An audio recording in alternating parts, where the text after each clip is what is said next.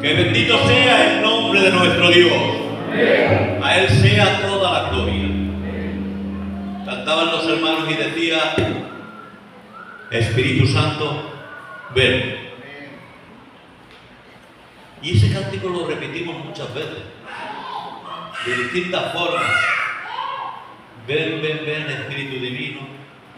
Espíritu Santo, ven.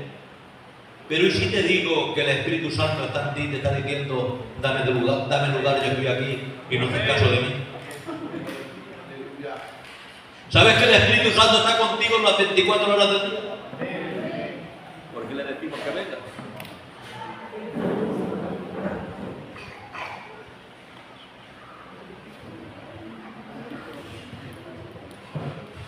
¿Por qué le decimos que venga si Él ya está?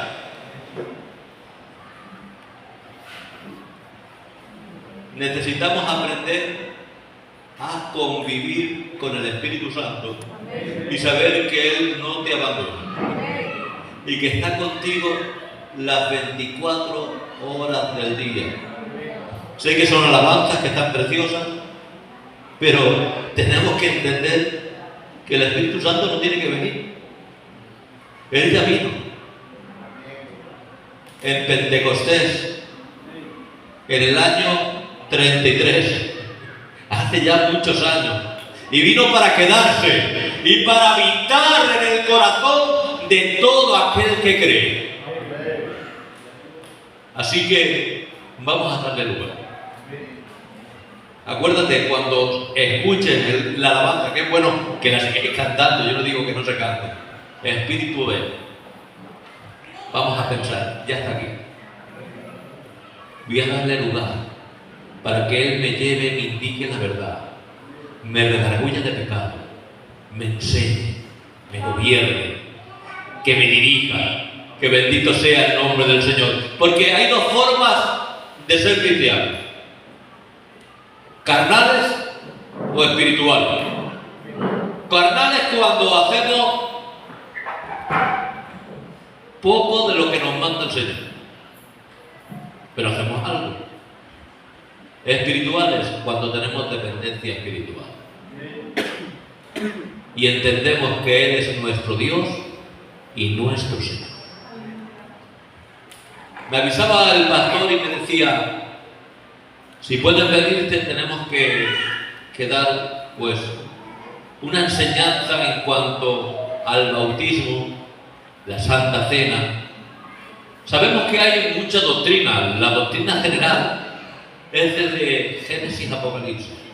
Luego hay 9 doctrinas fundamentales que tienen que ver con la salvación. Pero hay 2 ordenanzas. Solo 2. 2 ordenanzas: bautismo y santificación.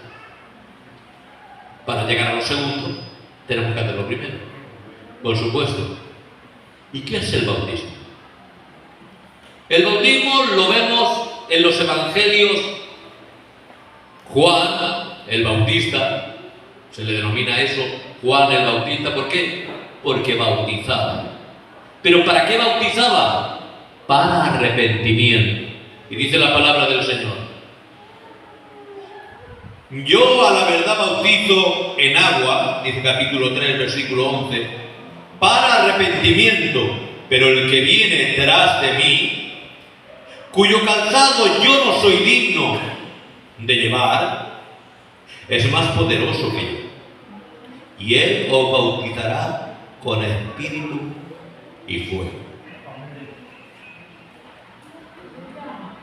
Una cosa es el ser bautizado con agua, y en este momento, cuando eran bautizados, era para arrepentimiento. Pero a mí me llama la atención que dice, versículo después, el 13, entonces Jesús vino a Galilea, a Juan al Jordán, para ser bautizado por él. Mas Juan se oponía diciendo: yo necesito ser bautizado por ti. Pero él dice: deja ahora, porque así conviene, para que cumplamos toda justicia. Entonces le dejó. ¿De qué podía arrepentirse el Señor?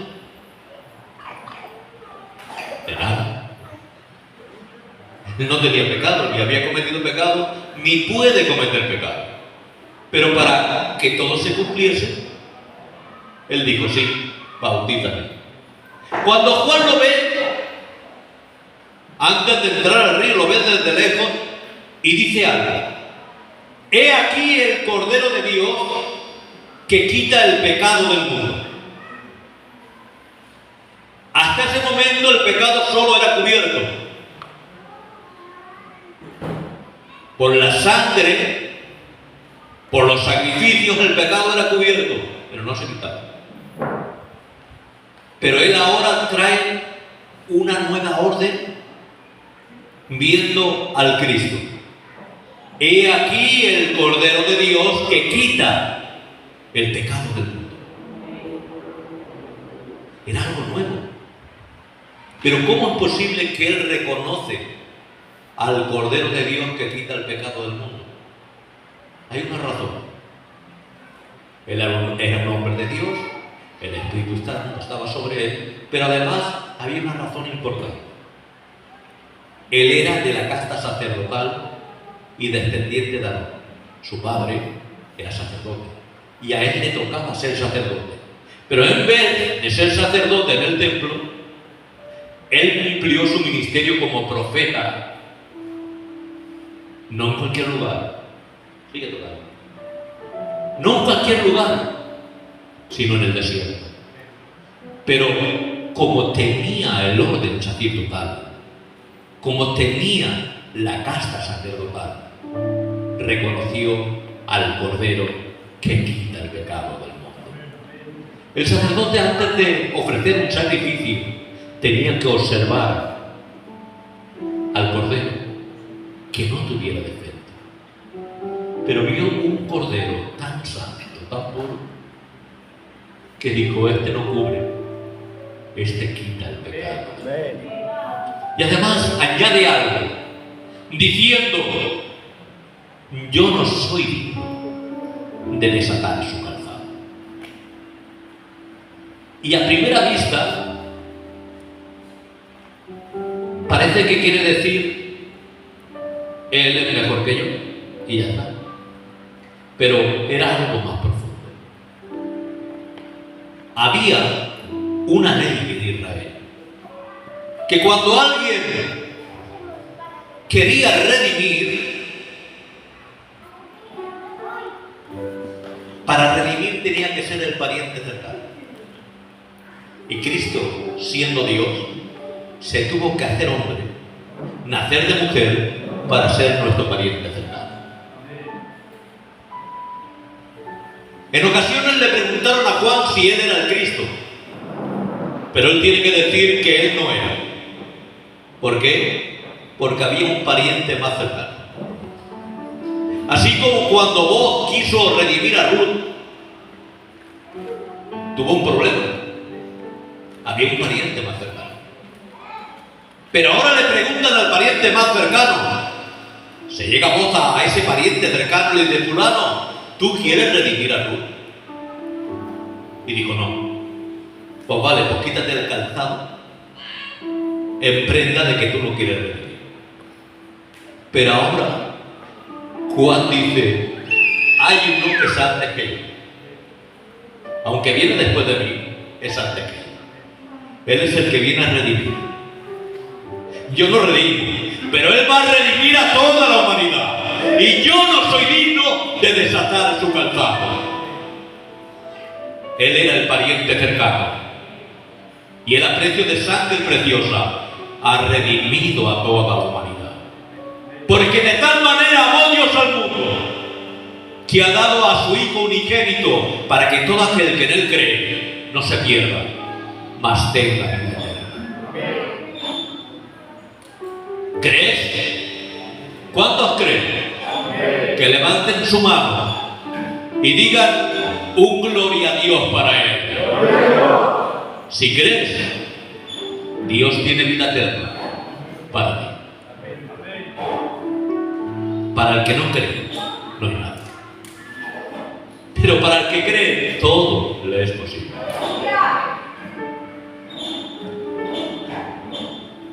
Vemos que dice que que el que venía atrás de él iba a bautizar con espíritu y fuego. Cierta vez, siendo la fiesta de los tabernáculos, capítulo 7, versículo 37, había una ceremonia en la cual el sumo sacerdote, juntamente con los sacerdotes, iban con vasos de oro y plata hasta el estanque de Siloé. Llenaban esos vasos y en ceremonia llegaban hasta el templo y sobre el altar del sacrificio echaban esa agua, el rito de purificación del altar. Pero en esa procesión, imaginar por un momento al sumo sacerdote, Caifás, Anás, los demás sacerdotes, con vasos de oro y plata, pero cuando llegan a la altura de Jesús, antes de que entren al templo y derramen el agua en el altar, Él dice: el que tenga sed, venga a mí y beba. Y de su interior saltarán, brotarán ríos de agua viva. ¿Cómo era el agua que llevaban en esos vasos, aunque eran de oro y plata? De un estanque, agua sucia, estancada. Pero el Señor quiere darte de esa agua, que como le dijeras a la samaritana, si tú supieras el don del que te pide agua, tú me pedirías y yo te daría de un agua que cuando bebieras de ella, jamás, jamás volverás a tener sed. ¿Sabes? Cuando alguien se va sin beber de esa agua, puede suceder como aquel rico que rogaba por una gota de agua, que clamaba por una gota de agua. Permite que el agua moje la punta de su dedo en agua, porque estoy en un tormento. Pero era tarde. Hoy es día de salvación. Hoy es día de beber de esa agua, para que jamás volvamos a tener sed. ¿Y sabes para que esto sucediera? Nuestro Cristo tuvo que sufrir la sed del maldito. Cuando Cristo estaba crucificado, una de las frases que dice en la cruz es: tengo sed. Y podían decir: ha perdido muchos líquidos, se está desangrando. El cuerpo le está pidiendo a gritos agua, pero no tenía sed de agua. Estaba padeciendo la sed del maldito, la misma que padeció el rico, por una razón: para que tú y yo jamás volvamos a tener sed. Él fue nuestro sustituto y quien pagó nuestra culpa. Y ahora dice el Señor, cuando termina su ministerio, en sus palabras finales, nos vamos al Evangelio, capítulo 28 de Mateo, versículo 19, y dice: por tanto, id y haced discípulos a todas las naciones, bautizándolos en el nombre del Padre y del Hijo y del Espíritu Santo, enseñándoles que guarden todas las cosas que os he mandado. Y he aquí que yo estoy con vosotros todos los días hasta el fin del mundo. ¿En qué nombre se tiene que bautizar?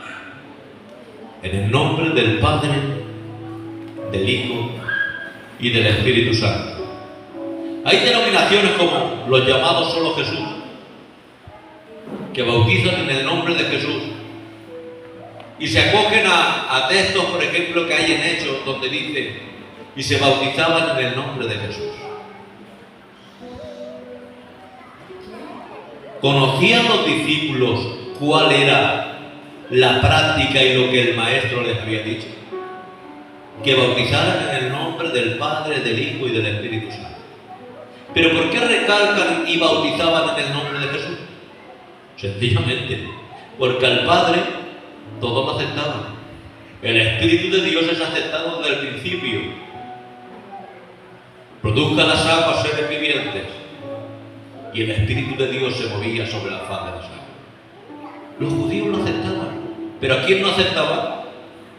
A Jesús. Tenían encarecidamente que dar razón de que Jesús estuviese también en el método de bautismo, en el nombre del Padre, del Hijo y del Espíritu Santo. Pero el enemigo es malo. ¿Y qué hace? Traer división. ¿Sabes que el diablo toma las escrituras también? Pero para torcerlas. Y es capaz de engañar hasta a uno que dice que sabe mucho. Si se atrevió hasta con Jesús. Escrito está, échate. Y vendrán ángeles para que tu pie no tropiece en piedra. Pero ¿cómo te atreves? Si por mucho que tú sepas de las Escrituras, no tienes el Espíritu de Dios para poder interpretarla como se merece. De ahí la necesidad de tener el Espíritu Santo. ¿Sabes que cuando tienes el Espíritu Santo, aunque se ponga el mayor teólogo aquí y te quiera enseñar algo que no es de Dios, tu Espíritu Santo te va a decir no? Eso no es así. Recuerdo, yo era pequeño y vino un hombre de América, un teólogo importante de aquellos tiempos. Estamos hablando del año 73, 74, hace un montón de años. Y empezó a predicar con mucha elocuencia. Y un gitanico viejo de allí del culto, el tío Fernando, que ya está con el Señor, se levantó y dijo: a ese payo coger y tirarlo a la cara. Eso no viene de Dios. Y no porque fuera payo, fuera gitano, justamente era porque era eso. Pero sea payo, sea gitano, indio, chino, este era americano. El Espíritu Santo, ¿cómo puede ser? Luego se enteraron que era verdad, que era un hombre que venía introducido para traer falsa doctrina y hacer mal. Pero como un gitano que no sabía ni leer ni escribir, mayor, a la primera vista dijo que lo echaran de la iglesia, que era un pastor falso. Porque tienes el Espíritu de Dios. Y el Espíritu nos lleva a la verdad. Que bendito sea el nombre del Señor.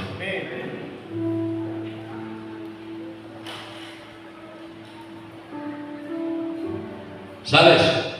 El Señor te ama. El Señor te quiere. Y no va a permitir, si tú estás en su camino, que te desvíes. Porque el Espíritu Santo te va a llevar a la verdad. Él es el que nos indica. ¿Y habrá mejor maestro que el Espíritu Santo? No. Mira, la conciencia te indica lo que es pecado y no es pecado, es decir, lo que está bien y lo que está mal. La ley te indica lo que está bien y lo que está mal. Pero más poderoso que la conciencia y la ley es el Espíritu Santo, porque es Dios y está en tu interior. Y Él te redarguye de pecado y nos lleva a la verdad. ¿Qué es el bautismo? ¿Quién se puede bautizar? Vemos un inicio de bautismo cuando vino el Pentecostés. Pedro comienza a predicar y 3000 aceptan al Señor y son bautizados. Yo no sé si los bautizó de 10 en 10, de 20 en 20. O les digo, en el nombre del Padre, del Hijo y del Espíritu Santo, y se metieron toda la vez. No lo sé. Pero 3.000 son muchas personas. Pues 3.000 fueron bautizados. ¿Cuántos mensajes habían oído? Un mensaje. Pero habían creído. ¿Sabes que últimamente nos pensamos que para ser bautizados tenemos que estar 25 años en el mundo? Y que tenemos que ser más santos casi que el Señor. Es que aún no me veo preparado. Te vas a bautizar no el año que viene porque aún no me veo preparado. Pero que cuando te vas a ver tú preparado. Si preparado no hay nadie.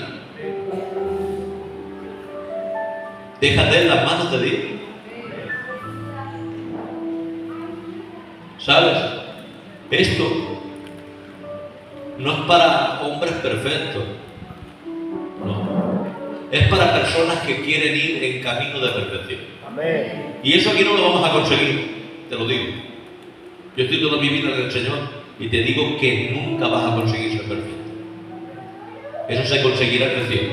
Aquí. Vamos en camino de perfección. Pero dice que el que dice que no peca miente. Así que yo peco. Porque si dijera que no peco nunca, mentiría. Pero reconozco mi pecado. Me arrepiento y digo, Señor, no quiero pecar. Y eso es lo que tenemos que hacer.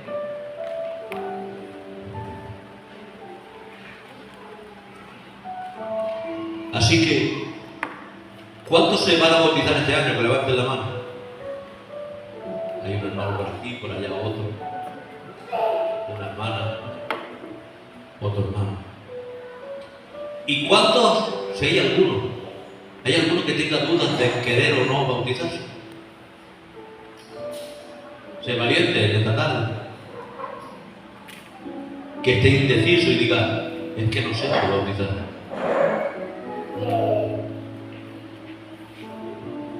O estás diciendo, no, ya el año que viene. Yo este año no estoy preparado. Hoy es día de decir quiero. El año que viene, Dios sabe dónde estará.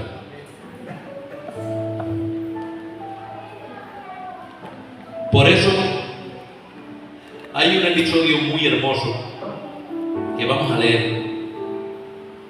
Y es el de el etíope. Lo encontramos en Hechos capítulo 9. Y dice que este etíope era eunuco. Y por esa condición de eunuco no podía entrar en el templo.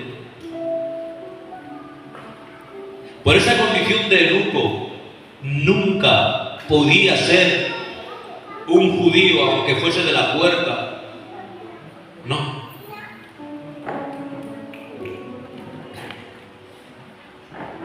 Estaba rechazado. ¿Sabes por qué el cojo, cuando fue sanado, cogió a Pedro y Juan y saltando se metió con ellos en el templo? Porque por muchos años estuvo pidiendo a su puerta. En una de las puertas del templo, la que se llama la Hermosa, una puerta tremenda, de bronce, era de construcción griega, mañana en oro, y cuando daba el sol brillaba, que era tremendo. Pero él conocía la puerta, no el interior, por como cuando estaba inválido de las piernas, estaba cojo, no se le permitía entrar. Así que la religión de antaño ponía barreras. ¿Qué hace el etíope? Llega a la ciudad y como no le dejan entrar a la sinagoga, como no le dejan entrar al templo, se compra los rollos para él, para su casa. Lo que valía un dineral entonces, porque no era como una Biblia, estaba copiada a mano, no era cualquier cosa. ¿Sabes quién era el etíope? Un ministro de Etiopía de economía. Era un millonario, pero sus millones no le permitían entrar en el templo. Y ahora compra el rollo de Isaías. Imagínate, iba leyendo el rollo de Isaías en un carro. En aquel tiempo eran caminos. Para ir leyendo en un carro, ¿qué quiere decir? No era una simple carreta, era una carroza real de un ministro. De manera que iba tirada con caballos y iba tan suave que podía leer. Y ante la reacción de este hombre de querer saber de Dios, porque Dios conoce el corazón del hombre y la imposibilidad que tenía, Felipe aparece en milagro allá. El Señor lo envía. Y ahora le hace una pregunta y le dice: ¿entiendes lo que lees? Y dice: pues no, porque nadie me lo explica. Ni me lo va a explicar nunca porque no me dejan entrar. Y lo invita a subir en el carro. Y ahora empieza a enseñarle lo que había pasado en Jerusalén. Y a enseñarle la escritura de quién hablaba, que era de Cristo. Cuando le ha hablado, él siente y cree. Pero hay un impedimento que no ha dejado entrar en el templo ni en la sinagoga. Y ahora cuando ve un riachuelo, le pregunta a Felipe y le dice, pero con tristeza: ¿hay algo que impida que yo pueda ser bautizado? La religión de la cual tú hablas también pone trabas y muere. Y él dice: si quieres, puedes. Bajaron, fue bautizado,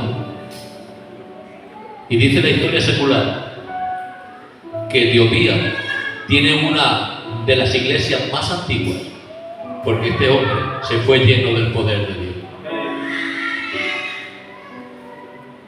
Así que, ¿por qué tengo que ser bautizado? Porque es una ordenanza de Dios.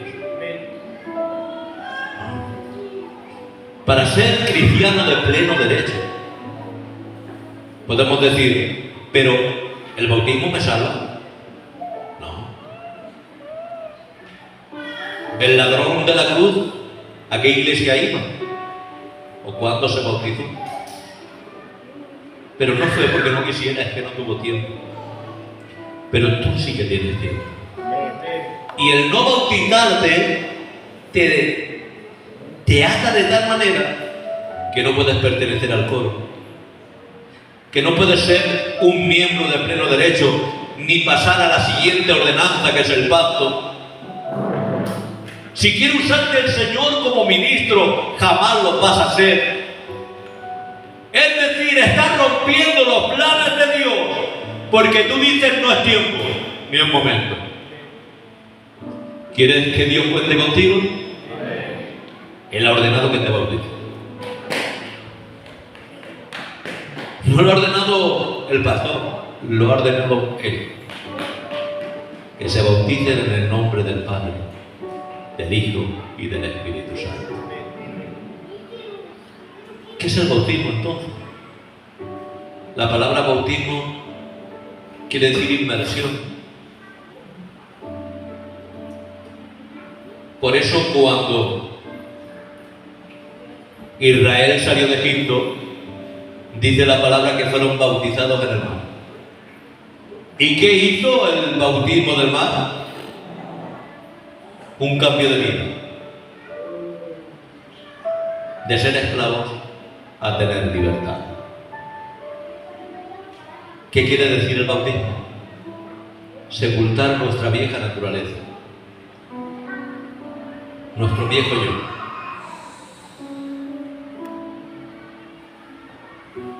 Y declarando que somos nueva criatura. Es decir, la naturaleza caída va a seguir con nosotros. Porque va a ser para siempre, hasta que tengamos cuerpo glorificado y estemos con el Señor. Pero, de momento, el Señor manda que te bautices en señal del cambio. En señal, como dice el apóstol, de sepultura de mi viejo yo y nacimiento de mi nuevo yo, un hijo y una hija de Dios. ¿Y qué es lo siguiente? ¿Cuál es la otra ordenanza? Es el pacto. Porque yo recibí del Señor la noche que fue entregado. Tomó pan y habiendo dado gracias lo partió y dijo: tomad, comed, este es mi cuerpo, que por vosotros es partido. Dice que después de haber cenado tomó también la copa, diciendo: este es el nuevo pacto en mi sangre. Haced esto todas las veces que lo bebiereis en memoria de mí. Entonces, ¿qué es?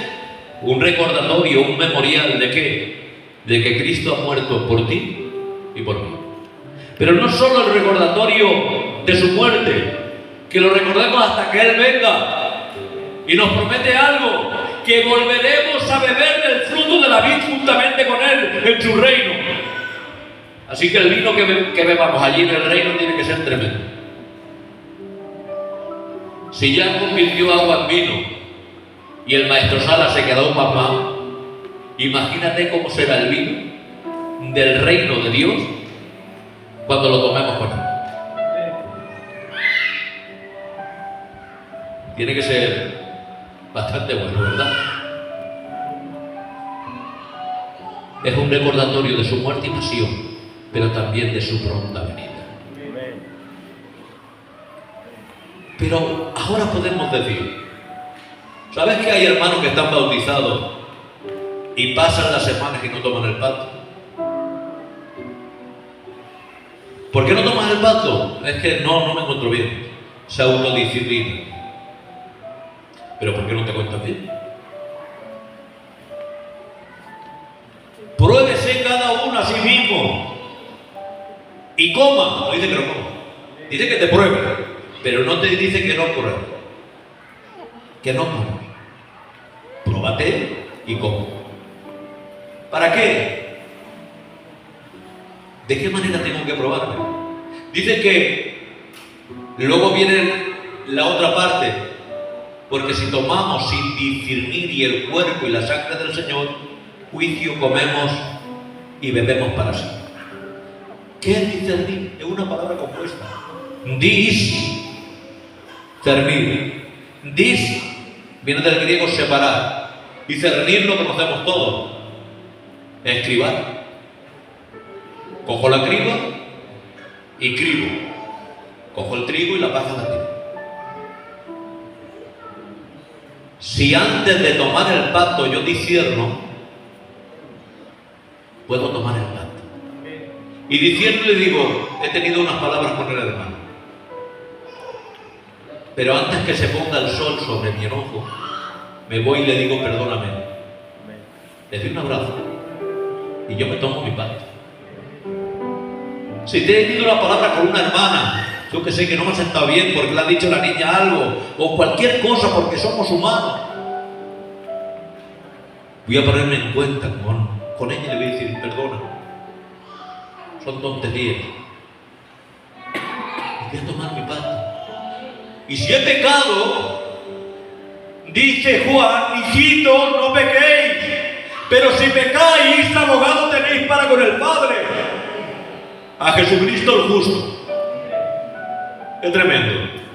Aunque hay un fiscal llamado Satanás que nos acusa, tenemos un abogado, y no cualquier persona, es el Todopoderoso, Cristo. Pero es que para más aún, cuando vamos a ese juicio en el cual el fiscal nos acusa, ahora Cristo, que es nuestro abogado, dice: yo he pagado por todas sus culpas. Pero más fuerte aún, ninguna condenación hay para los que están en Cristo Jesús. ¿Quién condena en un juicio? Que alguien lo diga. ¿Quién es el que condena en un juicio? ¿Quién? El juez. Pero mira lo que dice la palabra: abogado tenemos con el Padre. No tenemos juez, tenemos Padre. Y como no hay juez, ninguna condenación hay para los que están en Cristo Jesús. Por eso el cristiano puede ser disciplinado, porque el Padre disciplina. No nos va a meter en la cárcel. Es el Papa. Y tenemos un hermano mayor, que es nuestro abogado, Jesucristo. Por tanto, no temas. Reconoce tu pecado y Él te perdona. Entonces, ¿por qué no tomamos el pacto? ¿Qué queremos? ¿Licencia para seguir pecando? ¿Licencia para seguir enojado con el hermano y la hermana? Pongámonos a cuenta. ¿Sabes que el Padre Nuestro es una oración tan tremenda que cuando el Señor dice: cuando haréis orad así? Los discípulos les dicen: enséñanos a orar. Pero tan tremendo que el Señor les dice: no hagáis vanas repeticiones. Es decir, esto no es una oración, es una forma de vida. Una forma de vida con un amor vertical hacia Dios y horizontal hacia el hermano. El pan nuestro de cada día, dánoslo hoy, a mí y a mi hermano. Perdóname como yo perdono. Si yo no perdono, no me perdono. Venga a nosotros tu reino, a mí y a mi hermano. Así que el Señor quiere que estemos a bien con los hermanos. El diablo está como león rugiente y su táctica es que tengamos enemistad entre unos y otros. Pero el Señor nos dice en Efesios capítulo 11 que no tenemos lucha contra carne ni sangre. Si el que está a tu lado es de carne, si tiene sangre ya no tenemos. Sino principados, potestades, gobernadores de las tinieblas que operan en las regiones celestes. Ese es nuestro enemigo, Satanás y sus ángeles, que Jehová los reprenda. Así que, queridos hermanos, decir que el pacto es un memorial y el pacto se tiene que tomar.